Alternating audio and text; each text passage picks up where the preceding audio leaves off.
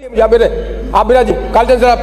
अध्यक्ष महोदय, मेरा कहना यह है कि आज तक ये परंपरा रही है कि जब भी कोई स्थगन प्रस्ताव आता है तो उसमें संबंधित मंत्री उसका जवाब देते हैं, परंतु यहाँ कोई जवाब के लिए तैयार बोले स्थगन प्रस्ताव में प्लीज। नहीं, वो ठीक है, आप बोले प्लीज।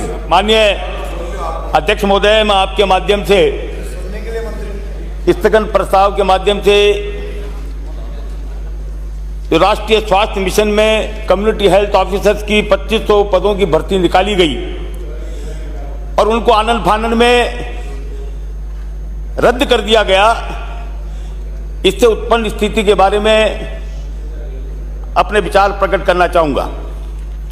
माननीय अध्यक्ष महोदय, 16 मई को राष्ट्रीय स्वास्थ्य मिशन NHM में कम्युनिटी हेल्थ ऑफिसर्स के 2500 पदों की भर्ती निकाली गई और माननीय मंत्री महोदय ने 17 मई को स्वयं ने ट्विटर पर इन पदों की भर्ती की जानकारी दी और उन्होंने अपने ट्विटर में लिखा कि चिकित्सा विभाग में बेरोजगारों के लिए बड़ी खबर, 2500 पदों पर भर्ती होगी। जब 2500 पदों की भर्ती की बात की गई तो निश्चित रूप से इस घोषणा से बेरोजगार नौजवानों में आशा की किरण जगी कि चलो हमें रोजगार मिलेगा, परंतु दुर्भाग्य है हमारे प्रदेश के बेरोजगारों का कि 21 जून को माननीय मंत्री महोदय का एक स्टेटमेंट आया कि मेरे को इन पदों की भर्ती की जानकारी नहीं है और आनन फानन में 22 जून को जो इसके लिए परीक्षा भर्ती की परीक्षा होने वाली थी उसको रद्द कर दिया गया और ACS महोदय ने NHM की पूरी HR सेल को और वरिष्ठ सहायक अशोक भंडारी जी को सस्पेंड कर दिया और ये कहा गया कि इसमें कुल 30,000 आवेदन आए हैं और अभ्यर्थियों की नियुक्ति के लिए 1.5 लाख रुपया इसमें वसूल किया गया है। माननीय अध्यक्ष महोदय, मैं पूछना चाहता हूं आदरणीय मंत्री महोदय को कि 17 मई को आप स्वयं ट्विटर पर लोगों को यह जानकारी दे रहे हैं कि NHM में राष्ट्रीय स्वास्थ्य मिशन में 2500 पदों की भर्ती निकाली गई है, तो क्या कारण रहे कि आपने इस भर्ती को रद्द कर दिया? मैं पूछना चाहता हूं आदरणीय मंत्री महोदय से कि जब ये भर्ती केंद्र की गाइडलाइन के हिसाब से राज्य के सक्षम स्तर पर अनुमति लेकर चुनाव आयोग की अनुमति से ये निकाली गई और इसी साल मई माह की शुरुआत में केंद्र की ओर से जो गाइडलाइन आई कि 30 जून तक इस भर्ती को पूरा करिए और 30 जून तक इस भर्ती को पूरा नहीं किया तो जो प्रोजेक्ट इंप्लीमेंटेशन प्रोग्राम का 20% पैसा जो पेनल्टी के रूप में काटा जाएगा। मैं पूछना चाहता हूं कि 3,000 करोड़ रुपए जो केंद्रीय सरकार के प्रोजेक्ट इंप्लीमेंटेशन के प्रोजेक्ट के लिए है उसका 20% 600 करोड़ रुपया जो काटा जाएगा उसके नुकसान का जिम्मेदार कौन है? दोस्तों, केवल आदरणीय अध्यक्ष महोदय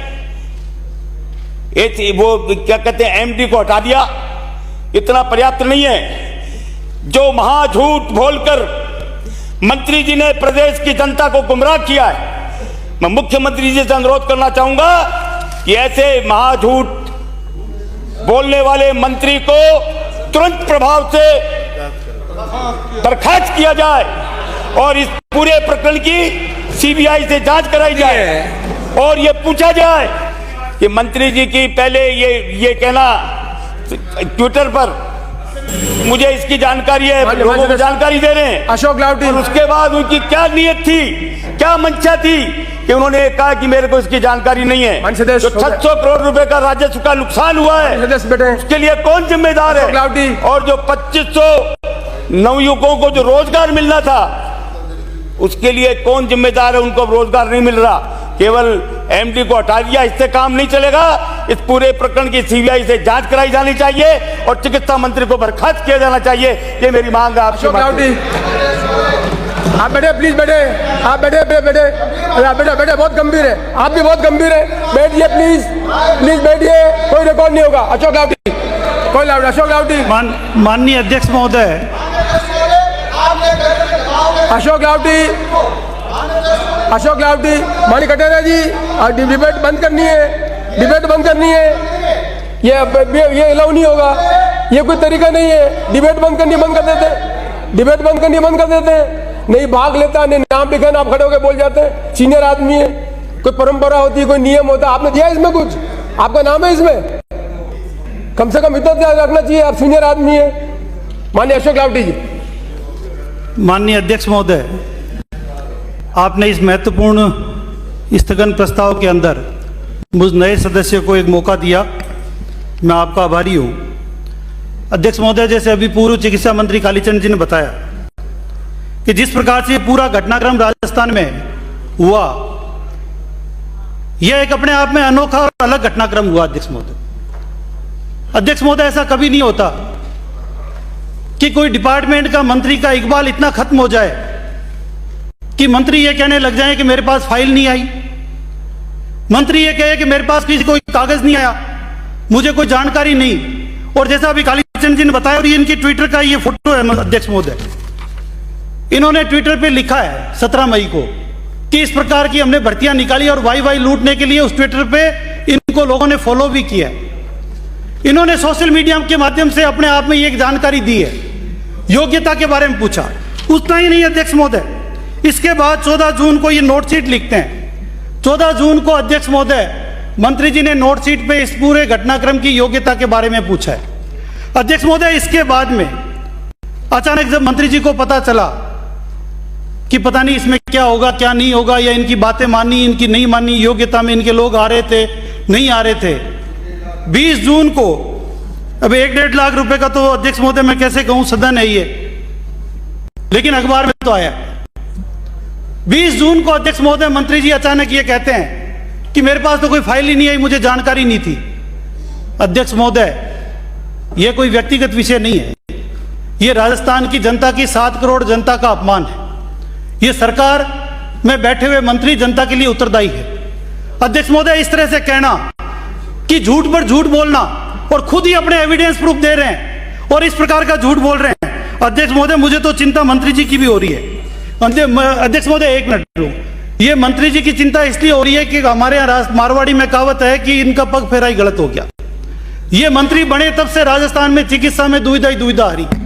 ये मंत्री बने पहले खुद बीमार हो गए अध्यक्ष महोदय, उसके बाद स्वाइन फ्लू के इतने केस आज तक कभी नहीं आए। एसएमएस हॉस्पिटल में आग लग गई मंत्री महोदय।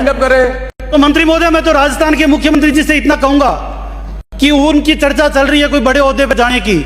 यदि मंत्री महोदय इतने झूठ बोलने में कलाकार है और इतने सक्षम है, तो वो कोई बड़े पद पे जाए। राजस्थान को आजकल बड़ा पद मिल भी रहा है, और ज्यादा लग रहा हो तो इनको मुख्यमंत्री बना दें। यदि उनको इतनी ज्यादा चिंता हो रही है और लग रहा हो कि इतने सक्षम है।